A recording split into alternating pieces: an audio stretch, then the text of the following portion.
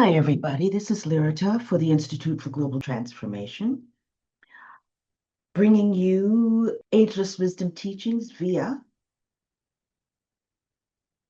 self-mastery training via ageless wisdom teachings. And we are specifically talking about The Soul and Its Instrument by Lucille Cederkranz. We are on lesson 5. Lesson 5, we were going through this bit by bit. I hope that you maintained these last 2 weeks for all of those who are interested enough to be following along with me in this work, which I really believe is quite pivotal because it gives us lessons that many of us will never have heard before about the soul and its vehicle, which is the physical body that each of us maintain while we're in incarnation. So we're learning specifically about this vehicle, the etheric body, the different levels of soul, the different classifications of soul. Today, we're going to be learning about the threefold personality, why it's important for it to be integrated, why it's important for us to learn to integrate the threefold personality. Last week, might as well get started, yeah? The Soul and Its Instrument, Lesson 5. In this particular lesson, we will be looking at, or looking into, the planetary etheric body as a vehicle of synthesis. The planetary etheric body.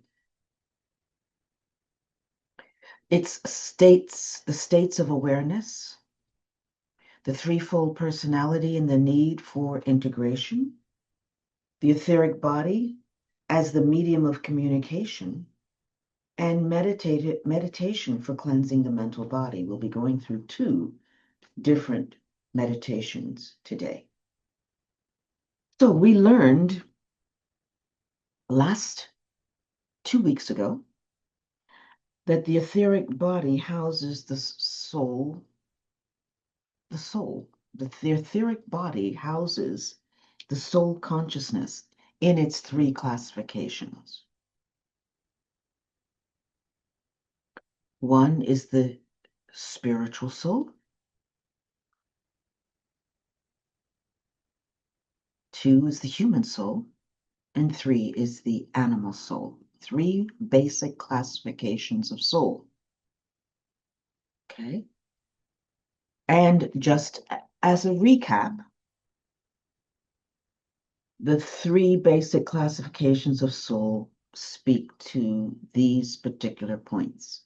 The spiritual soul, its connection is within the pineal gland via the head center. It relates us, humanity, to God.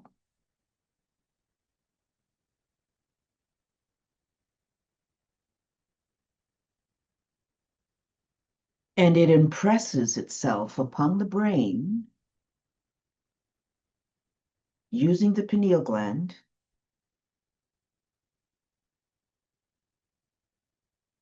via the etheric network as inspiration. Once it's impressed upon the brain, the activity or the reaction is it brings about inspiration, spiritual soul, through the pineal gland. The human soul, its organ of contact is the heart center, or via the heart center, and it relates people to people more than animal. It's group focused in the mental and astral consciousness of the human race. It's impressed upon the brain via the etheric network as intuition. And the animal soul, third classification of the soul, the animal soul consciousness, its place of contact is the solar plexus. It relates human to animal.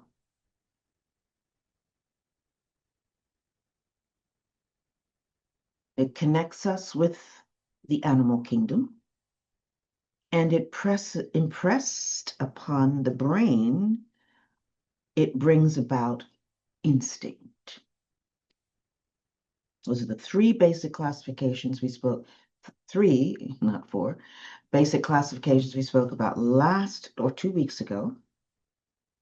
We also spoke briefly last 2 weeks ago about the stages of four stages of human development, and I'll just recap them very quickly.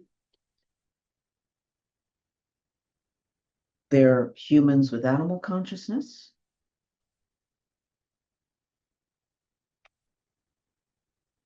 organ of contact is either the solar plexus, well, both the solar plexus and the sacral center. 2, humans with strictly human consciousness, and that place of contact can be solar plexus, sacral, and heart. 3, the movement from human into spiritual consciousness. Location of contact is the heart, throat, and ajna centers. And the 4th is the aspect of those who are moving from the human consciousness into spiritual consciousness, or what we call soul infusion. All 7 chakras are activated by that point. The polarization is in the causal body and the soul.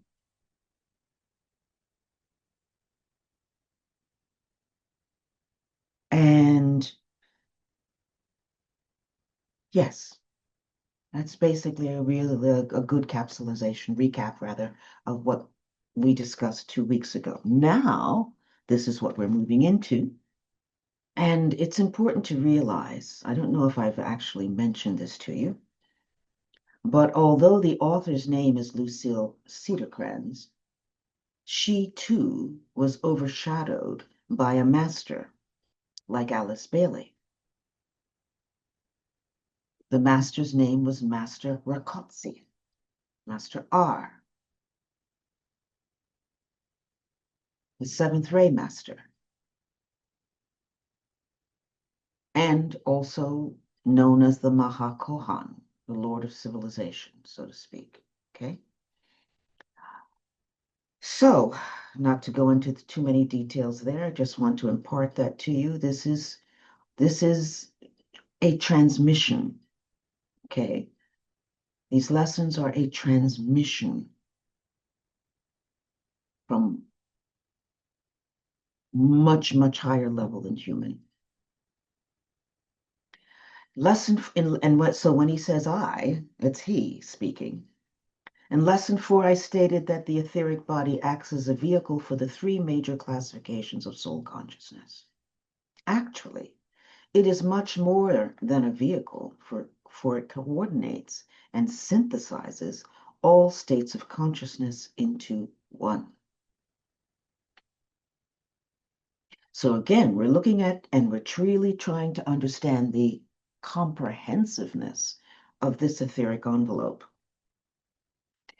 which I'm going to go into in some detail here.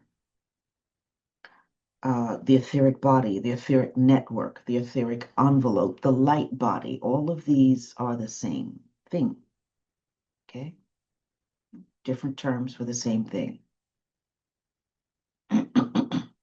And when we go a little bit further, we'll begin to understand that this etheric body is something even more than we know, even more than is indicated here.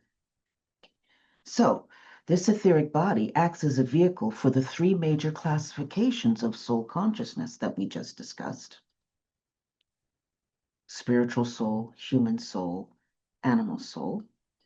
Actually, it is much more than a vehicle, for it coordinates and synthesizes all states of consciousness into one. That automatically tells us that this thing called the etheric body is no, well, it's huge. It's no little thing. It's not something for us to take lightly. A state of consciousness is a state of being aware, resulting from the experience of life and form. A flower is aware of warmth, light, and growth. The animal is instinctively aware of things outside itself and the sensations of hunger, fear, what have you. Humanity is more or less intelligently aware of itself. All of these states of awareness, plus many more, we find contained within and functioning through the planetary etheric body. While each one appears as a separate entity, it is in reality but part of the one life, linked to every other part and to the central directing will of the one life. So let's go through that a little bit. Let's break it down. So, state of consciousness is a state of being aware, resulting from the experience of life in form. Beautiful, beautiful statement right there. Okay? So, consciousness is a result of lived experience. Consciousness is evolving always as a result of lived experience. Humans grow through experience by registering and realizing to fulfill the journey of that we're on, called realization, the journey of realization. It is the realization of self through relationship with others. We realize who we are, and who we are evolves as a result of interaction and experiences with others. And through all of this contact, we grow. The planet is also evolving. Consciousness is also evolving. Life builds itself level by level through that aspect of interaction, interrelationships, interdependency, connecting with all the states of awareness. And as it says, all these states of awareness, plus many more, we find contained within and functioning through the planetary etheric body. While each one appears as a separate entity, it is in reality but part of the one life, linked to every other part and to the central directing will of the one life. So, while we here on our particular planet of diversity, variety, because we're a third-rate planet, which is about divine intelligence, divine creativity, matter, mother, the divine mother, creates as impressed by the Divine Father. While we think there's separation, we get stuck in others, in otherness. We get stuck in otherness. We get stuck in the variety of race. We get stuck in such stupid things when we're really of one blood, one humanity, one soul.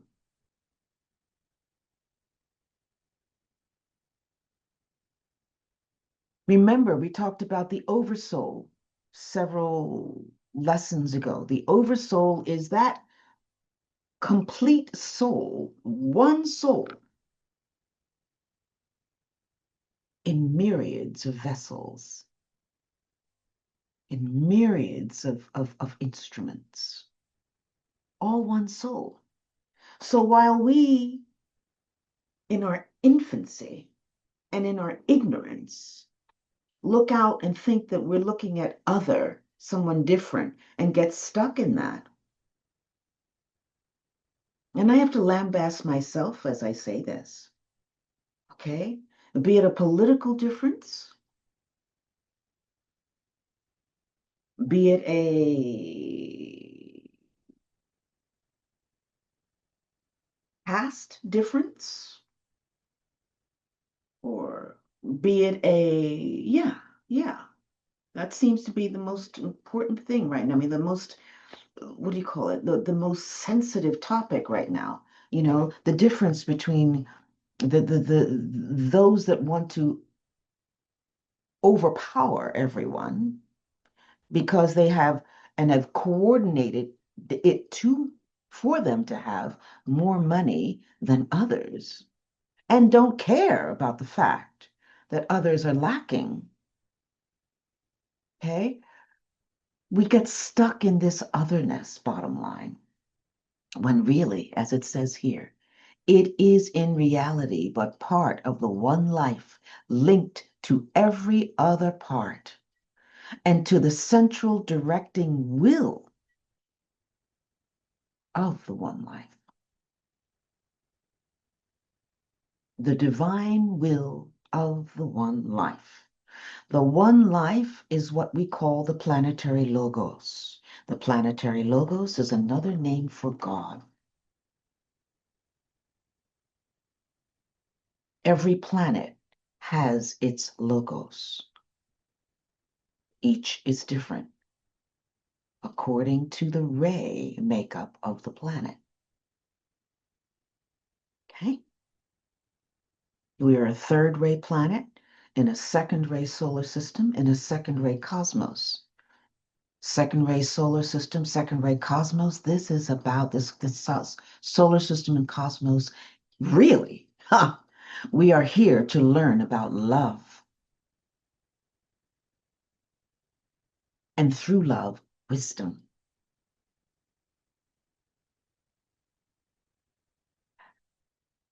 So all of these lessons that we're being forced to look at in this particular period of time that we're in, all of these lessons that we're being forced to deal with, whether we like it or not, regardless of how egregious, how ugly, how insensitive, how comprehensively greedy, how lacking in the appreciation of all of us and the needs of humanity in and of itself. When none of that is important, it seems to be important. It's forcing us to realize how at one we really are, regardless of the stripes we might wear, regardless of our outer presentation that we are all human beings in need of the same thing: food, respect, love, appreciation, finance, to be able to carry out our lives and to protect and give to our family. Education.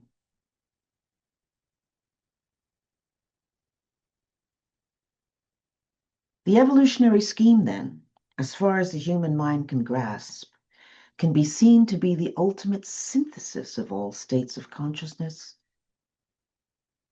within the one body. It has been stated elsewhere as being at one-ment, complete with individuality. In other words, individual awareness of at one-ment or continuity.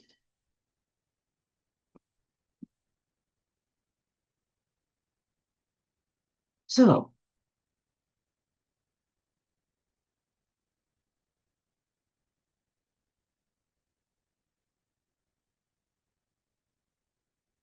and when they talk about the central directing will, I don't know if I mentioned that. Many times that's capitalized in her books, central directing.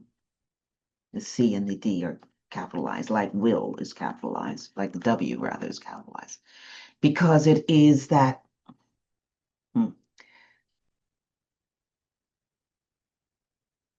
hmm, it's Shambhala in truth, the central directing will of the one life.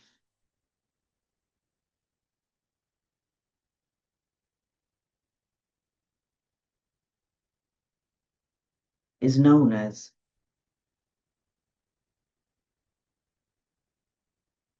that central place, that the head center, so to speak, of the planet.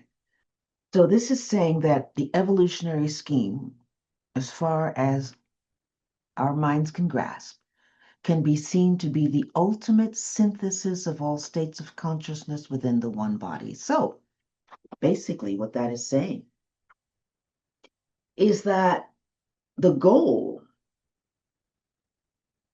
and trajectory of evolution on the planet is an understanding, really, of all states of consciousness. It's the it's the synthesis, the blending, the merging, the ability for all states of consciousness to work together within the one body of humanity. So again, here we are. Here we are being again, through initiation, forced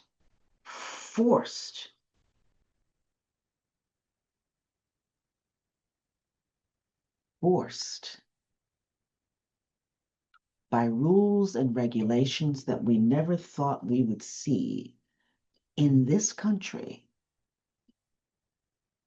happening at a rapid pace. Constitution almost being chucked to the side, or at least an attempt to chuck it to the side. Here we are being forced to realize and understand our oneness. That one group is no more special than another group. That we're all in the same basket together, living, striving. And the only thing that we can do is respect each other, pat each other on the back, say, I got you. I'm in this with you. I tried to tell you, but you wouldn't listen. Now you understand what it was I was trying to say.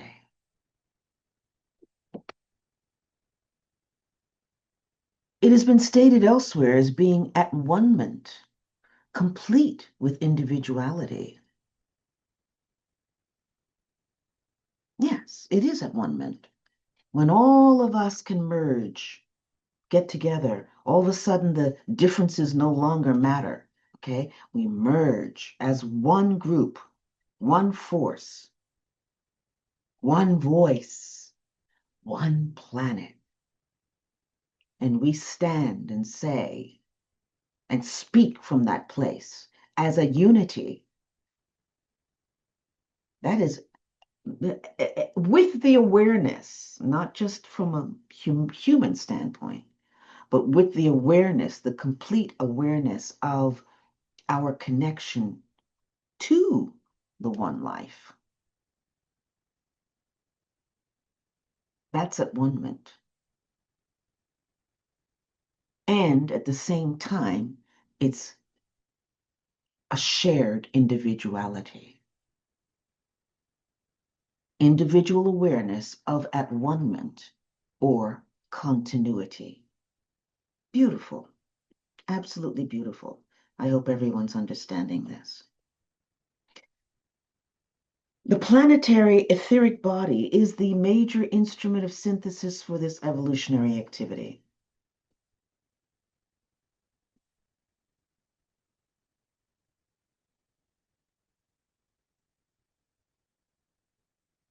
So the etheric body of the planet. I was listening to Stephen Burns earlier this morning. He did a fantastic presentation with a meditation. I have highest respect for this spiritual astronomer who gives us on YouTube a lot of information as to what's going on in the solar system and in the cosmos. And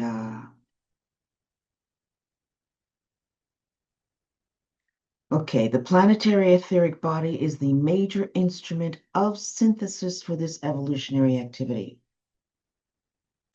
So the planet, like as we humans and everything has an etheric body, the planet also has an etheric body. He gave it a name, and I don't remember what he called it. I should have written it down. But as he spoke about it, and he talked about how the Schumann resonance right now is so high, and he had an image, animated image happening of a toroidal movement of energies that move down into the earth, out, around the earth, without stopping, and that the Schumann resonance is lightning that strikes on our planet, regulates the Schumann resonance. And that lightning that strikes also works with the etheric network of the planet in and of itself, okay? Which extends not too far away from the planet, okay? It's in between the planet, this etheric body. The Schumann resonance is happening within, and right now it's like up to 7.8, very, very high, almost 8. It's usually not this high. It shifted drastically after that earthquake, the 8 point something earthquake, that was one of the highest earthquakes that was recorded in Russia, and not a single person was hurt. Beautiful. So anyway, he's talking about, and this reminds me of that. The planetary etheric body is the major instrument of synthesis for this evolutionary activity, the evolutionary activity of humanity becoming at one, not only with the one life, but with each other, and yet maintaining their individuality. To bring all this down to individuals and their practical application of universal law, we find contained within their etheric network many states of consciousness in the process of integration. I have already listed 3 major classifications of soul consciousness. That's what I just recapped for you, and we did in lesson 4. We worked on. Now we shall consider the 3 states of personality consciousness that are the result of the identification of the soul with form.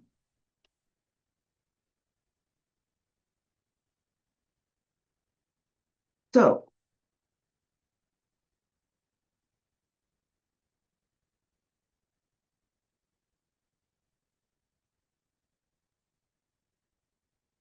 remember, this is the identification.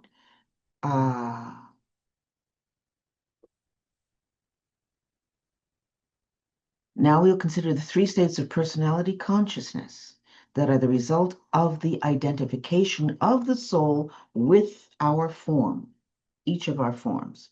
Of course, we know it's 1, the mental, 2, the astral, 3, the physical. And we'll go through these bit by bit.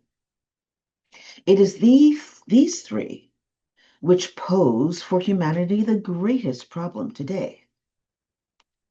The work of synthesis cannot continue until individuals have integrated their mental, emotional, which is astral, same word as astral, just different, means the same thing, and physical awareness into a working unit. Then their integration with the divine consciousness, with time, or their past, and with their immediate environment can proceed as planned. So,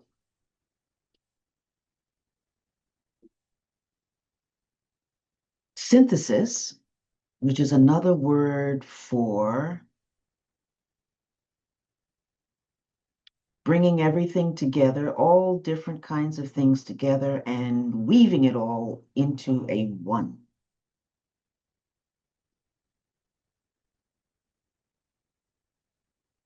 And through that interweaving of these many different varieties of things, thoughts, beings, you name it, consciousness, when we bring them all together, it creates something new.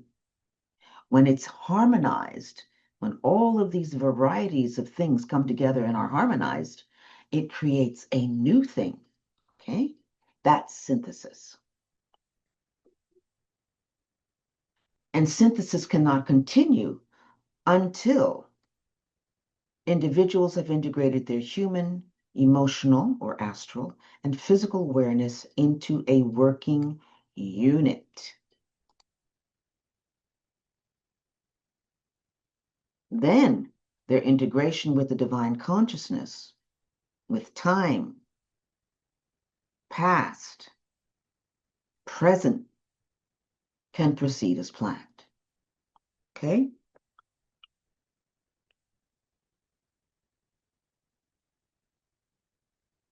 When aspirants have arrived, aspirants meaning seekers on the path, those who are new, entering the path newly, maybe have had someone direct them to a particular teacher, or have had a thirst to learn for a long period of time. Usually that's what it is. They start questioning things, they start looking at things, they start thinking about things and realizing that what they have been told and is not all there is. So they start to, and this is usually catalyzed by the soul. The soul is the one that prompts this search. given the evolution of the soul from past lifetimes. So when aspirants have arrived at the stage of development in which they are aware of their etheric network, so they're saying,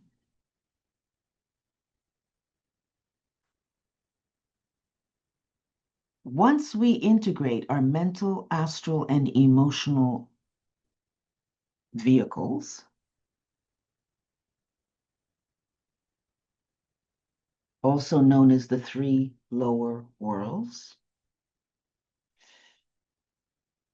that with which we must deal in order to organize and integrate them into a working unit that the soul can utilize. Okay?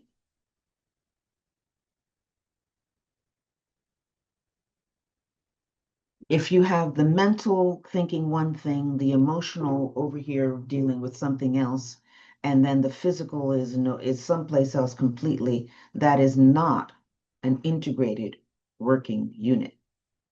That's a disparate unit. It's completely not integrated. Okay? And the soul cannot work with that because the emotions don't know where they are. They're up one moment, down the next, based on every wind that blows. The mental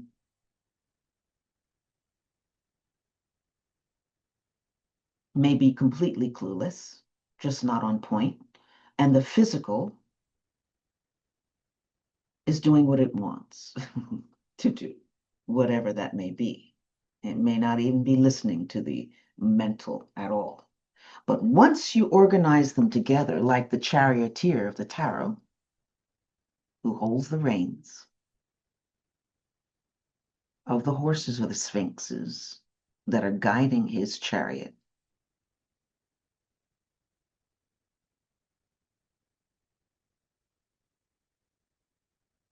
he, the soul, is in control. It, the soul, is in control of the mental, emotional, and physical, meaning it is in soul control, SOLE, soul control. Yes. The mental has been disciplined. You've observed the thought processes. The emotional, you are working with the emotional body and disciplining it, watching it, watching to see what triggers it and why, and teaching it new ways to be, act, or not act.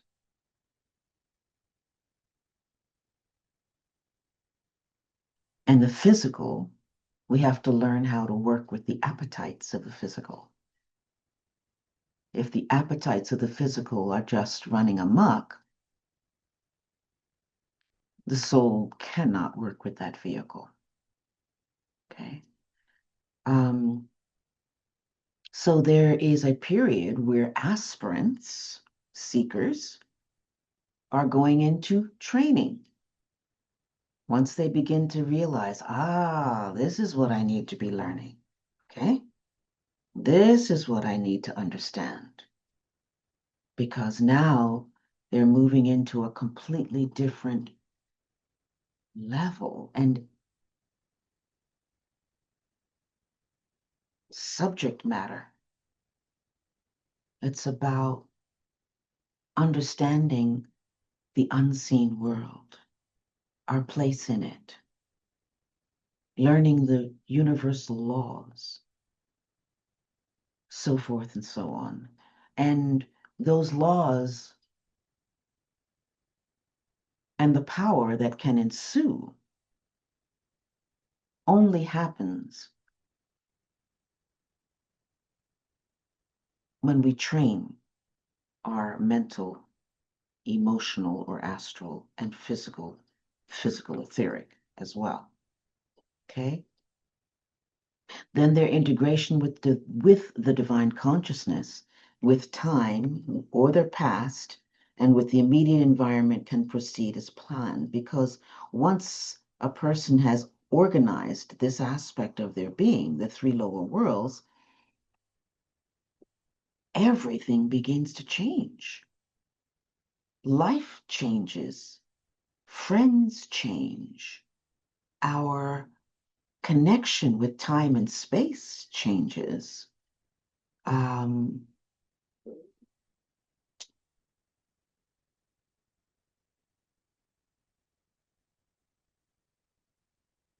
We are in better control of the continuum of past, present, and future, and our immediate environment as well. Okay? Because what happens inside determines what's outpictured outside of us. So when aspirants have arrived at the stage of development in which they are aware of their etheric network, oh, now that's a big step, and are learning to utilize it intelligently, too. Aware of it and learning how to utilize it intelligently, the process of integration goes forward rapidly. So therein lies the keys as to how we begin to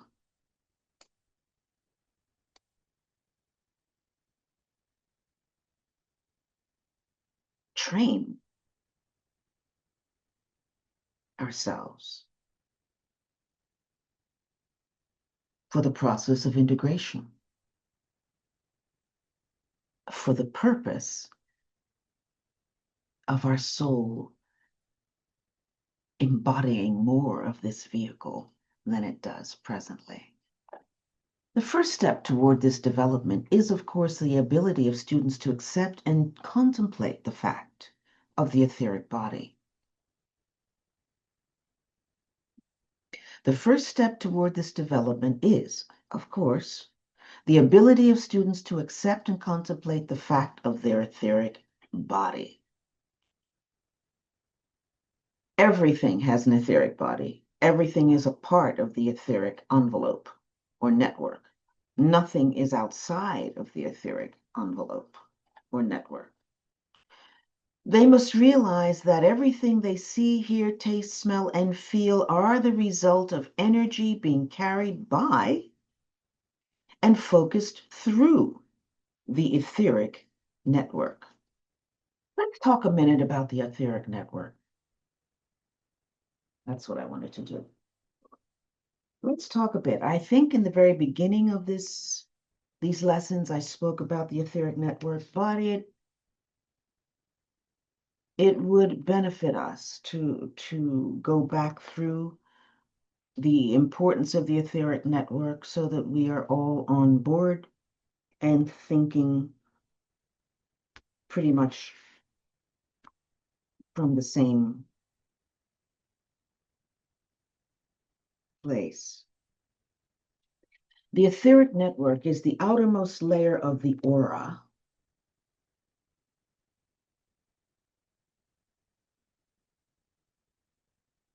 It's also known as the etheric envelope. It's also known, as I said a little earlier, as the etheric light body.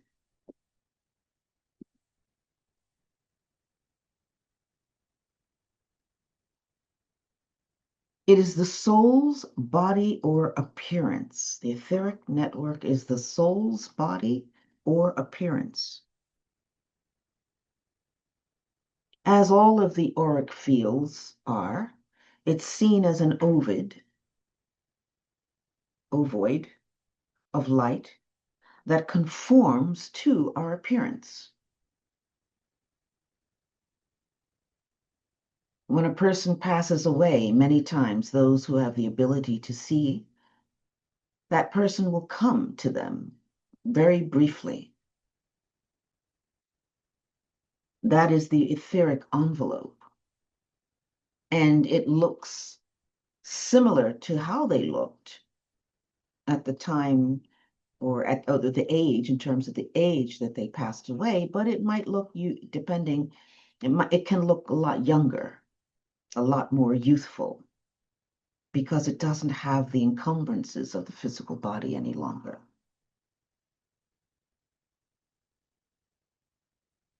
The etheric envelope or network or body supports the mental, astral, and physical body.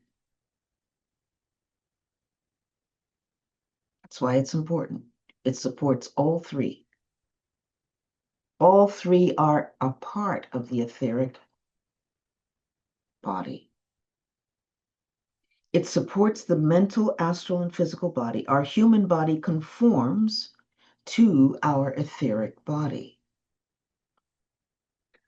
The chakras, all of the chakrams or chakras, are the organs of the etheric envelope.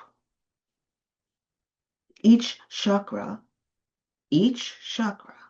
has a mental, an astral, a physical, and a physical etheric counterpart. That's important. The etheric envelope, and if we were doing a whole session on esoteric anatomy, we would go into that in greater depth, but we're not.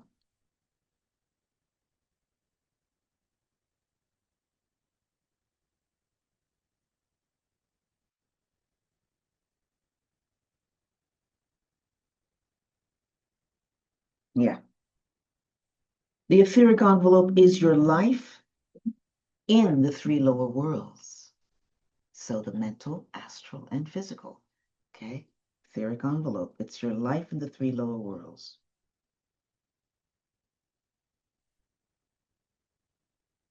So the physical etheric body, is that portion of the etheric that supports the physical body. And we see the physical etheric, we see photos of the physical etheric when someone takes Kirlian photography, which is basically a photo of impression of the etheric body.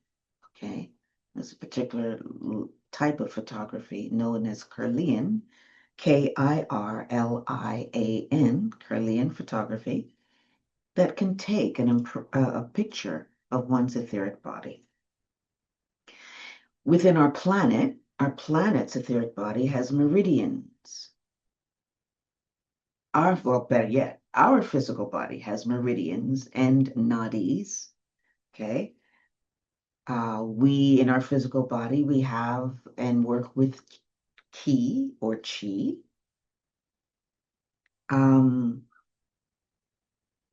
The planet also has meridians and ley lines, okay, which is that aspect of the physical etheric or points that create networks in the earth. The physical etheric extends 3 to 6 inches outside of the physical body.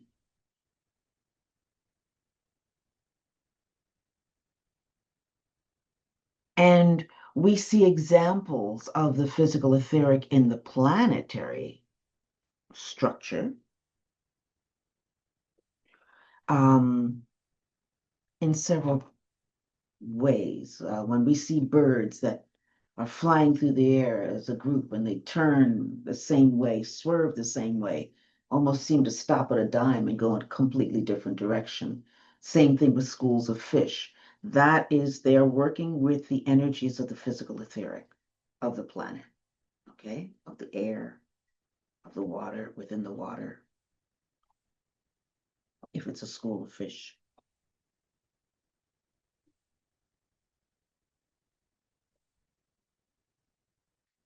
And as I just said, many times when people die, they will show up. Our animals as well will show up when they die to say goodbye to the family. Ultraviolet light is is that light of the physical etheric spectrum. which will be instrumental, and I think is presently already instrumental in healing modalities. So that's just a little bit about physical etheric. I thought we should nail that down. Okay.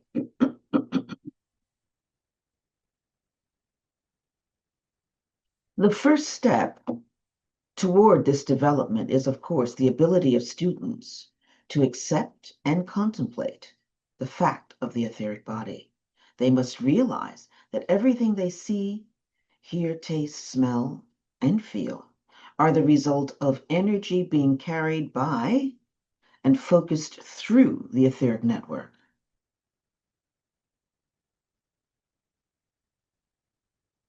All energies that they receive come to them via this medium, as well as all energies which they project. That which they sense is the effect of this inner activity. So all that we see through the five senses result from the working of the etheric network.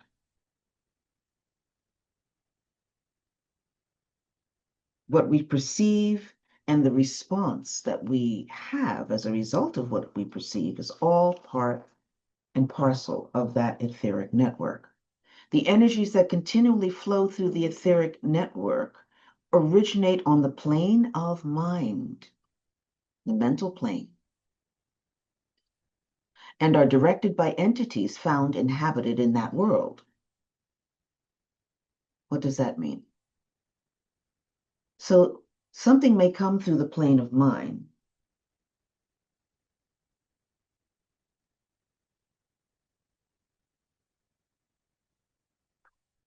but depending on where we are polarized, mental, astral, physical, etheric, will determine the reaction, depending on our level of training or lack of training, will determine our reaction to whatever comes through. So that's the aspect of the entities found inhabiting that world within the three lower worlds. You know, if part of us is a curmudgeon, somebody who's always angry and snarling, and no matter what comes to them, good or bad, they have the inability, they're not able to be happy. They'd rather be foul. Okay? Those are the entities they're talking about inhabiting that world. Okay? The spiritual soul that remains in meditation deep sets into motion the divine ideas, which in their turn are consciously or unconsciously received and incorporated into the mental life of the personality as the thoughts that direct the flow of energies through the etheric network. So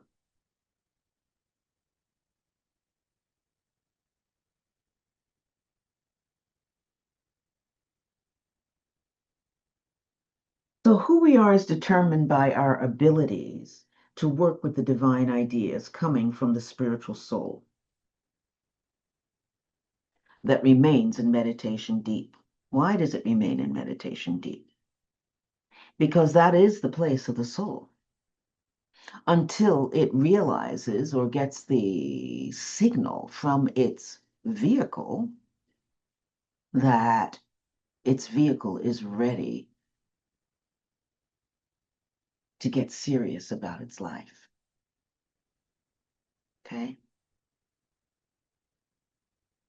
When that happens, then the soul becomes incrementally more engaged with its vehicle. And as a result, based on the level of the intensity of training, uh, the discipline, um, the ability to take on and utilize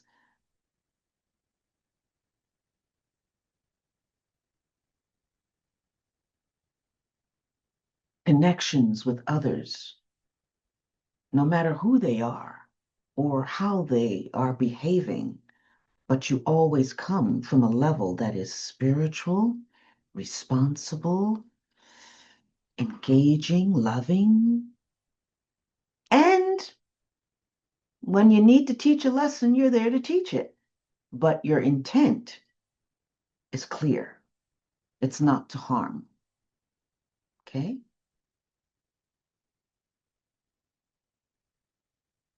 It's like the black belt of karate. He never initiates activity or a fight. He never initiates a fight. He always responds. Okay? And how he responds is determined on his ability to assess the opponent at that moment, because it is an opponent. But he learns because his goal is not to harm, because his hands are weapons, once a black belt. His goal is to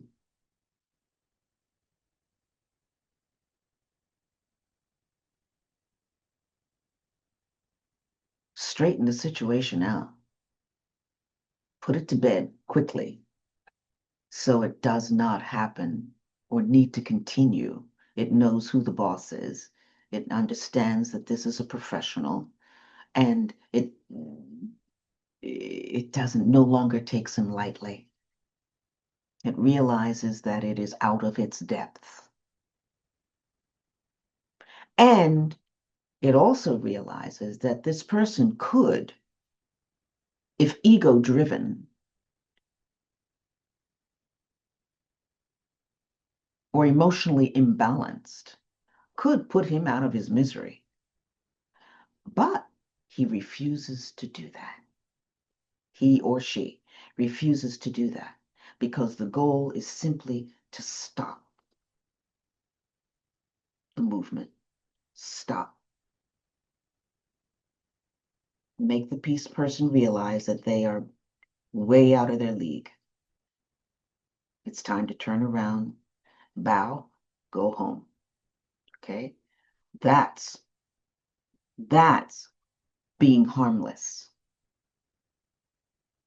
Doesn't try to hurt him, doesn't try, he just simply reorganizes his thinking with a few movements.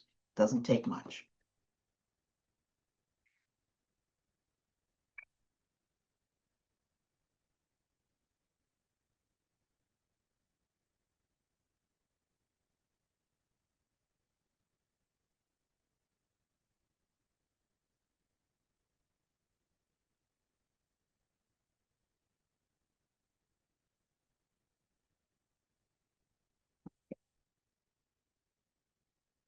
The ability of the personality to receive correctly, interpret, and apply these divine ideas will determine the condition of its etheric vehicle.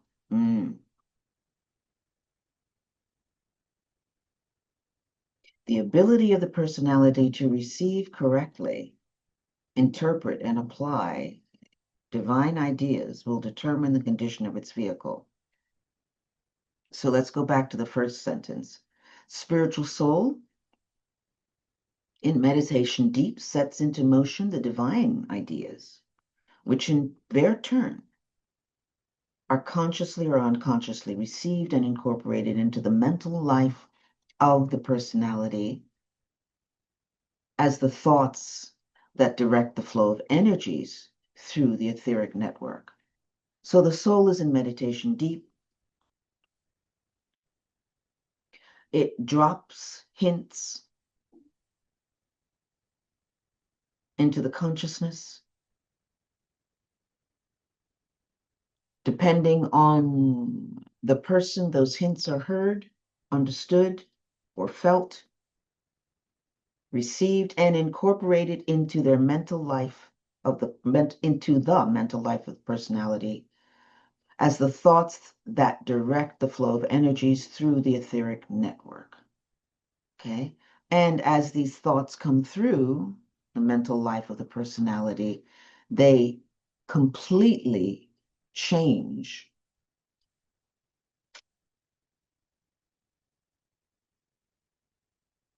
create a new blend of energy within the etheric network. Okay? The ability of the personality to receive correctly, interpret, and apply these ideas, divine ideas, will determine the condition of its etheric vehicle. So, if one is able to ascertain the incoming messages from the soul in meditation deep, one's etheric vehicle is going to become extremely strong. If you can hear it clearly and apply it appropriately, okay? Many times, for an aspirant especially, they will get a portion of a message and think that the divine is speaking, or a master, quote unquote, is speaking directly to them. And in that moment, there's a distortion of the information. It's not received clearly because the astral has gotten involved, the ego has gotten involved. Okay? So that's why interpret and apply these divine ideas will determine correctly, to be able to receive and correctly interpret and apply, will determine the condition of its etheric vehicle. Where the idea is distorted into thoughts containing greed, resentment, fear, etc., a clouded, sluggish etheric instrument will result. Hence, an unhealthy physical body and an unpleasant environmental condition. Whoa, that says a lot right there. A lot.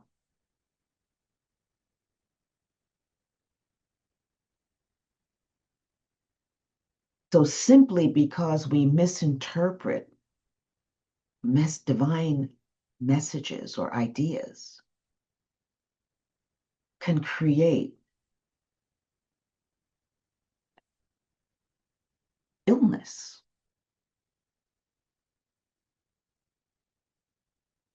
And a shoddy environmental condition because our mind will reflect the fact that there's a distortion, either illusion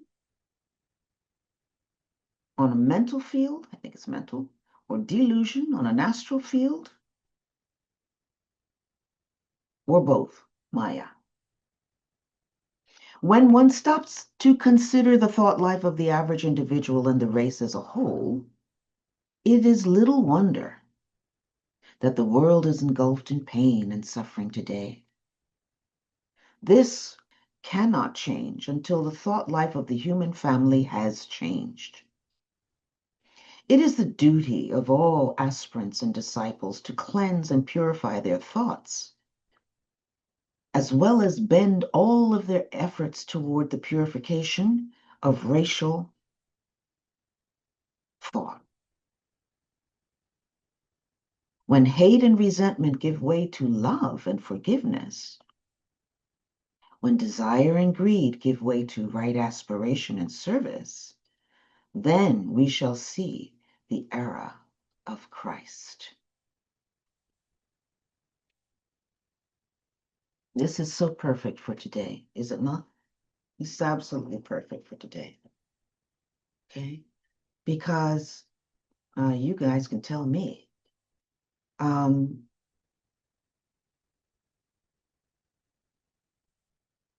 That one statement,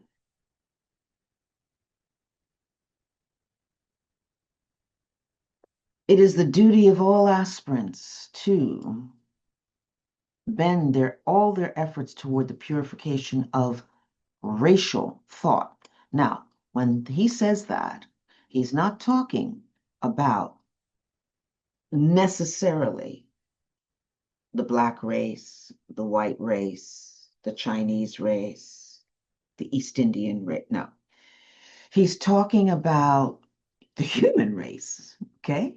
He's talking about the human race. Because when we decide as a group to work concertedly within our classifications for the whole will be vitalized, reprogrammed,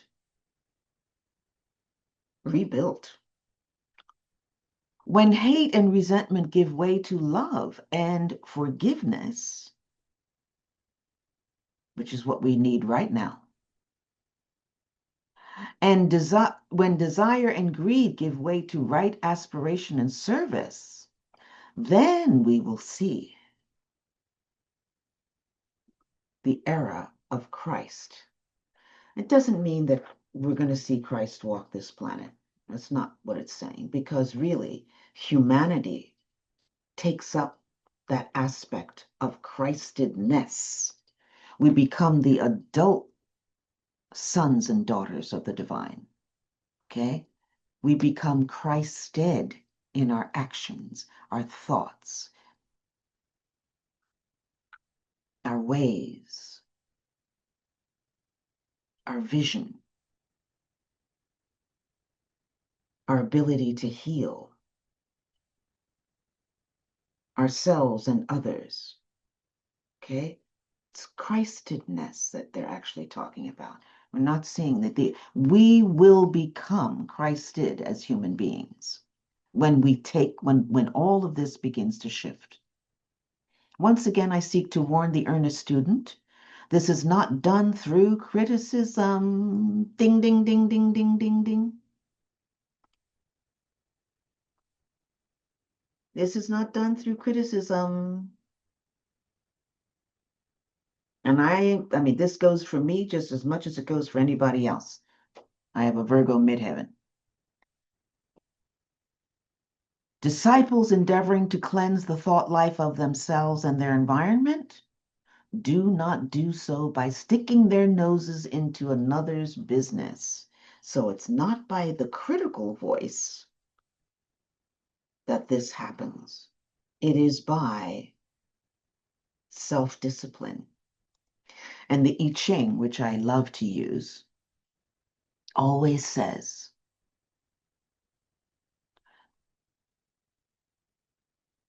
that the sage, that person seeking to be Christed, give it that definition, the sage, the one who is seeking wisdom,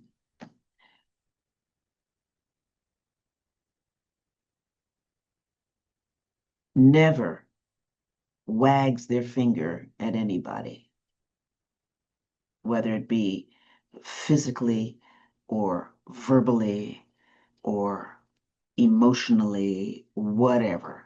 You don't do that. That's not the way you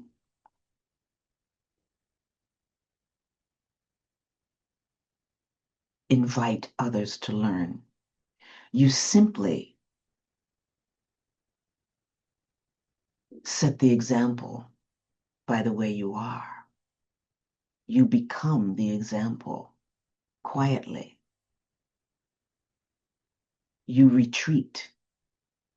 You don't necessarily speak when you realize that someone is not listening anyway, or someone's idea of right action is so flawed that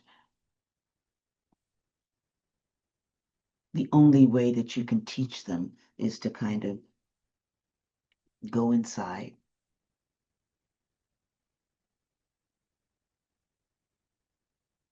not do all of this anymore. And trust that that higher aspect of themselves will begin to see and understand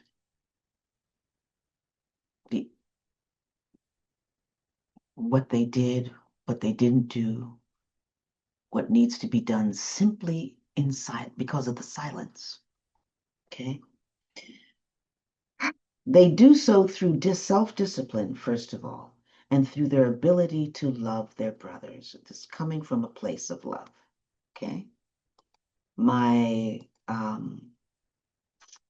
cousin and I had a little bit of a tongue wagging this past 2 weeks behind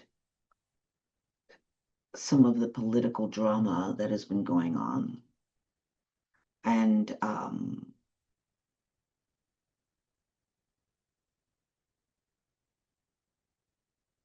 it did not pay, bottom line. It did not pay to try to talk it out. There was no way that that was going to happen because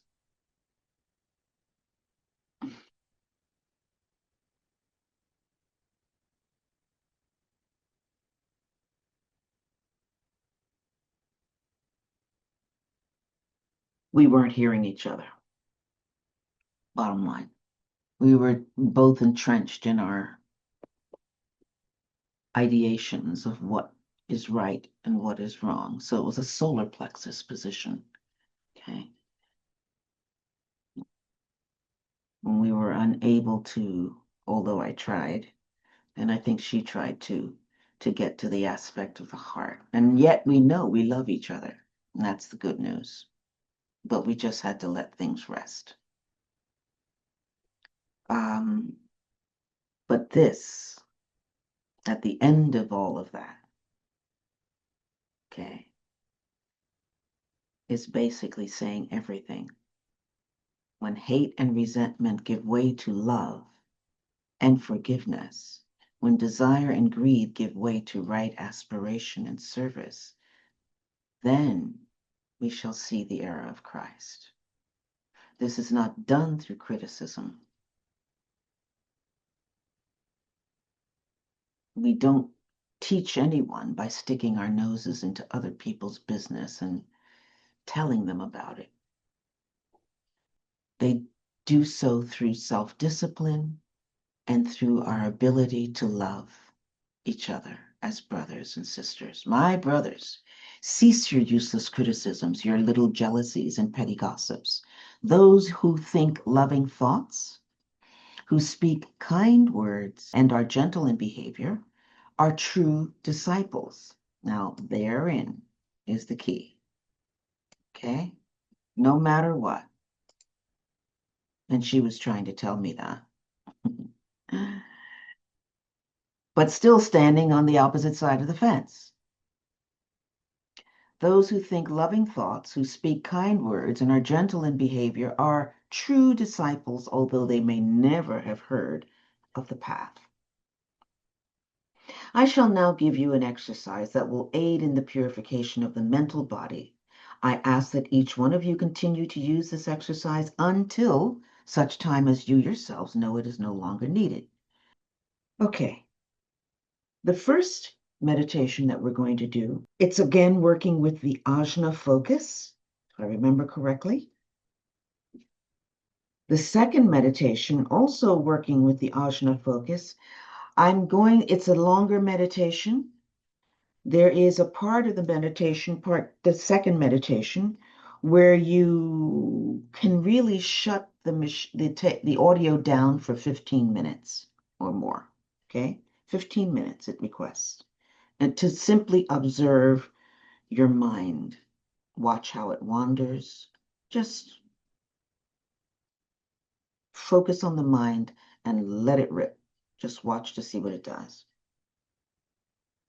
At the end of the 15 minutes, there is a seed thought stated, and you focus quietly on the energy of that seed thought for 3 minutes, okay? In this particular meditation that I'll take you through, let's say we do the 15-minute stint for maybe 3 to 4 minutes, and know that you can shut the machine off. It's important to do that. And I'll actually say for 15 minutes, although the time allotted will be less than that. And the same with the second part of that meditation, okay? So let's prepare for meditation, group meditation.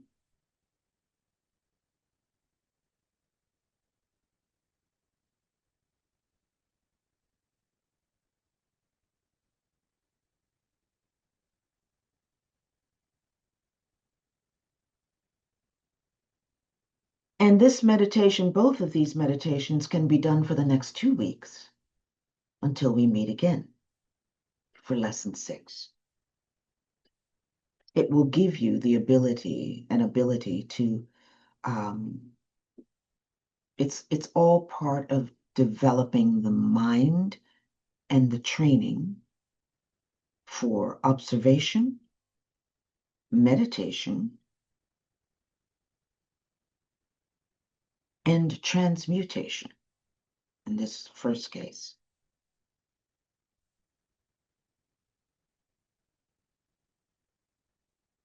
Please prepare for meditation.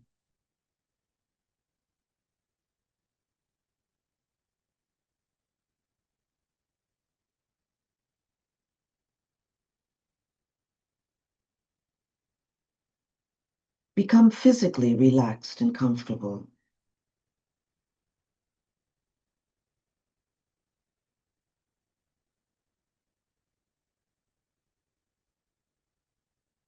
Ask your nervous system to help you relax the physical body, knowing that it will obey.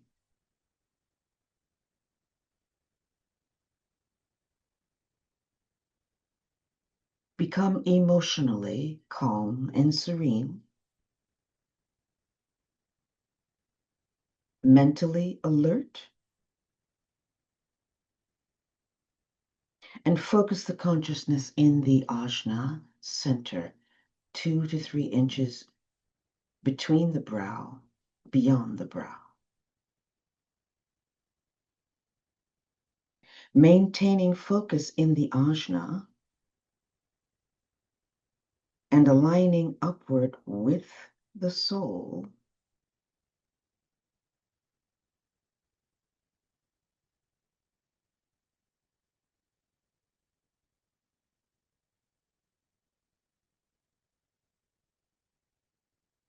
align outward with the etheric network.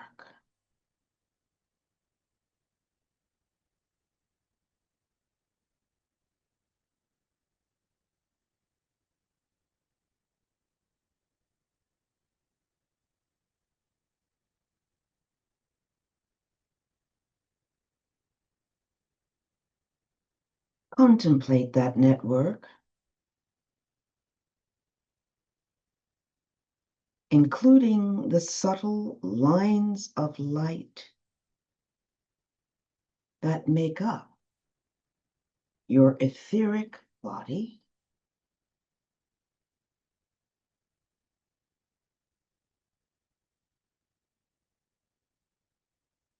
your emotional body,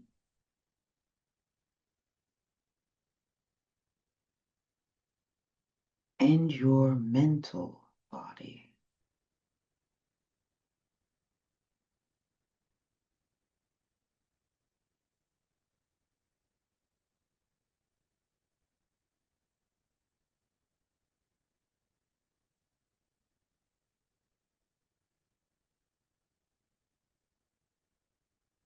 Contemplate the lines of light connecting those bodies and synthesize them into a single integrated vehicle.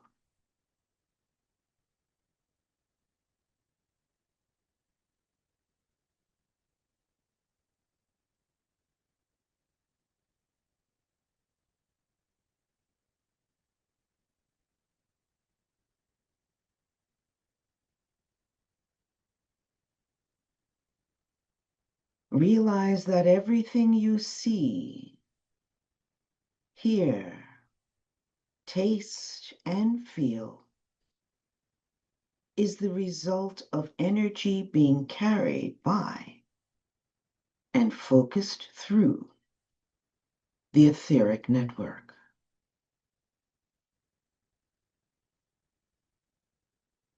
that everything you sense is the effect of this inner activity.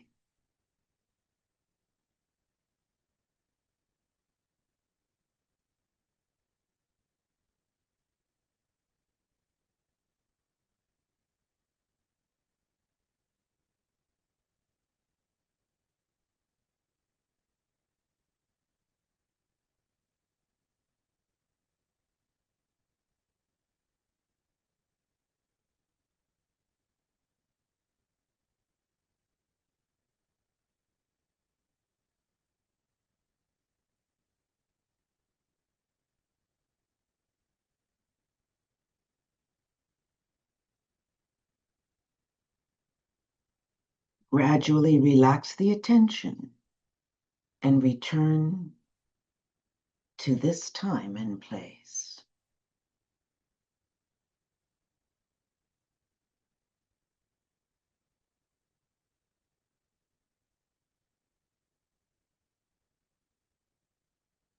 This next meditation that we'll do is called Purifying the Mental Body.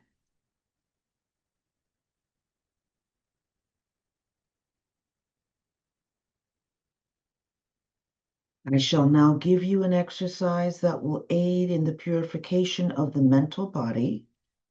I ask that each one of you continue to use this exercise until such time as you yourselves know it is no longer needed. So this can go way beyond the next 2 weeks. This can be part of your spiritual tools for training and discipline. This technique is a form of transmutation, seeing what comes up in our mind and allowing the light of the soul to transmute the energy, turning them into redeemed substance or light with a capital L. This ends lesson 5 of the soul and its instrument. I thank you all for, and to all, to those who listen to this recording. Until next time, good evening.